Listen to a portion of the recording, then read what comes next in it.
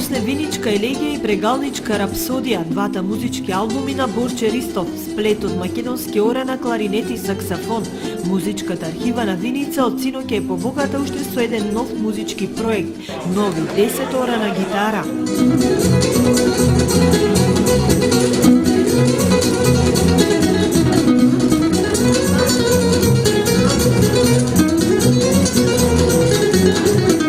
Виничка егејка, моминска пајдушка, циганка, насред село женска деветка, весело оро, криво оро.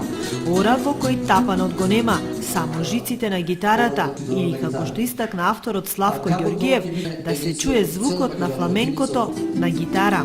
Идејата ми е од таму што гитарата како неавтентичен инструмент за македонската музика, пошто моја специјалност е латино музиката и така да пробав да ја пренесам фламенго саундот на македонските ора и ми зазвучи уште од првиот момент многу интересно, не секојдневно и така да се одлучив да направам цел албум, значи првиот албум баш затоа што тоа е ретко за Македонија. После долгогодишната музичка кариера која Ѓоргиев ја дели во 3 етапи, низ Јадранот, Европа и Македонија, Ѓоргиев конечно создаде нешто што го немаше во македонскиот музички етер. За ората е интересно тоа што од овие 10 ора секој оро е инспирирано од нешто. Значи од што викаме како што има филм инспирирано од вистински настани. Значи конкретно за орото Брза река е навистина реката каде што јас живеам сега. И таа ми даде некоја идеја да направам, гледајќи реката како тече, така ми даде идеја да го направам орото. Потоа има едно оро се вика Везеница.